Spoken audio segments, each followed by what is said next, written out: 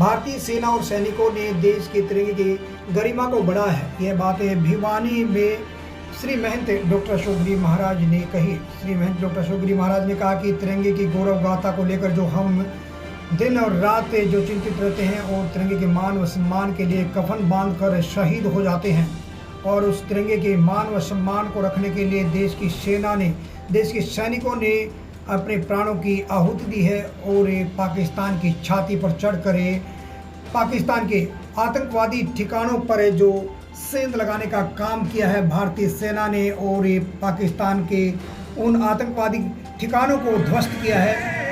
देश भर में तिरंगा जो यात्रा निकाली जा रही है, सैनिकों को सलाम किया जा रहा है, देश की सेना को सलाम किया जा रहा है।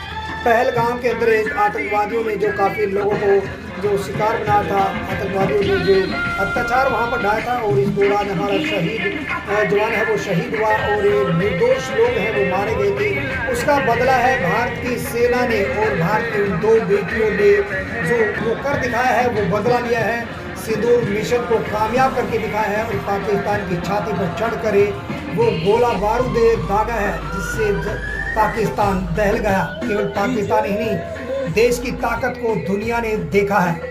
आपको बता दें कि इसी तिरंगे की मान मर्यादा को लेकर देशभक्तों ने समय समय पर त्याग और बलिदान दिया है।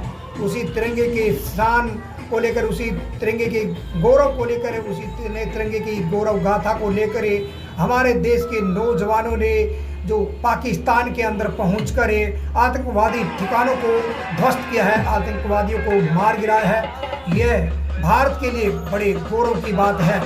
सेना को आज देश में ही नहीं, दुनिया के अंदर ही जो सलाम किया जा रहा है, उनके जज्बे को सलाम किया जा रहा है। दुनिया ने भारत की उन सैनिकों के, भारत की सेना को, तीनों सेनाओं के सैनिकों का वह कर्तव्य देखा है जिससे दुनिया थर्रा गई है, और पाकिस्तान को चने चबाने का काम जो भारत की सेना ने किया है, यह देश के लिए बड़े गर्व की बात है। डॉक्टर अशोक गिरी महाराज ने कहा कि समय समय पर जब भी इस प्रकार का अत्याचार बढ़ा है तो भारत के नौजवानों ने अपने छाती पर तिरंगा लपेट कर और ये करके दिखाया है, अपना त्याग और बलिदान दिखाकर देश की सीमा को, देश की सरहदों को सुरक्षित रखने का काम किया है।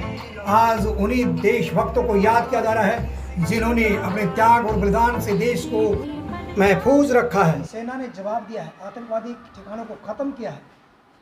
क्या करना चाहिए? भारत की जो वीर सेना है, जिसका शौर्य है, इसका पराक्रम पूरे इतिहास में भी और आज वर्तमान में भी, और अब आने वाला जो इन्होंने अपना कर्तव्य निभाया है कि हमारा कोई भी, उन्होंने इतने हथियारों से हमला किया जो हमारे किसी सिविलियंस को चोट नहीं पहुंची, और बाहर उनके जो भी हाईटेक थे, आधुनिक हथियार थे पाकिस्तान के पास, जो बोल रहे हैं उनको बॉर्डर भी ख़त्म कर दिया।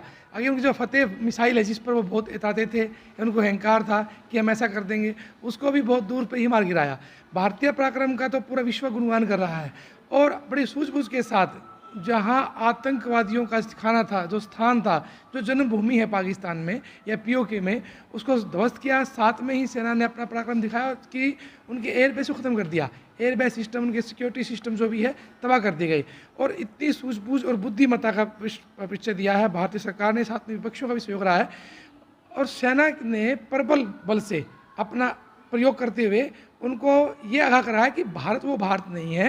अब भारत एक विशाल शक्ति है जिसके सामने बड़े बड़े जो भी आप हैं वो ध्वस्त हो जाएंगे, और आतंकवाद खत्म करने के लिए भारत को किसी भी श्रेणी तक जाना पड़ेगा तो भारत जाएगी और सेना जाएगी। युद्ध जैसी स्थिति बन गई, युद्ध जैसी स्थिति बन चुकी थी, लेकिन वो घबरा गए, और भारतीय जो श्रेष्ठ नेतृत्व है प्रधानमंत्री जी का, और साथ में जो विदेश मंत्री हैं, इनका जो अपनी विदेश नीति है उसके तहत उन पर प्रेशर पड़ा और उन लोगों ने पीछे हटा। पीछे हटने पर भारत सरकार ने युद्ध विराम किया, लेकिन वो इसलिए आतंकवाद के खिलाफ नहीं विराम किया, वो चलता रहेगा।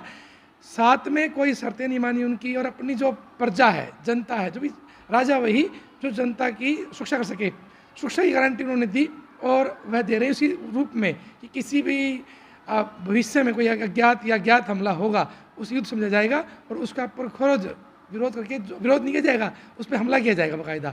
और सरकार ने अपना यश बल, बुद्धि बल, ज्ञान बल से दिखाया कि सेना को कैसे यूज़ किया, उपयोग किया जाता है, और जिसको ऑर्डर दिया जाता है कि फायरिंग कैसे की जाती है, और राष्ट्र के प्रति जो भावनाएं थी, कहते हैं ना वीर भोग वसुंधरा, जो वीर होगा वसुंधरा का भोग करेगा, वही राजा। Special reporter Ashok Bhardwaj, ABP news.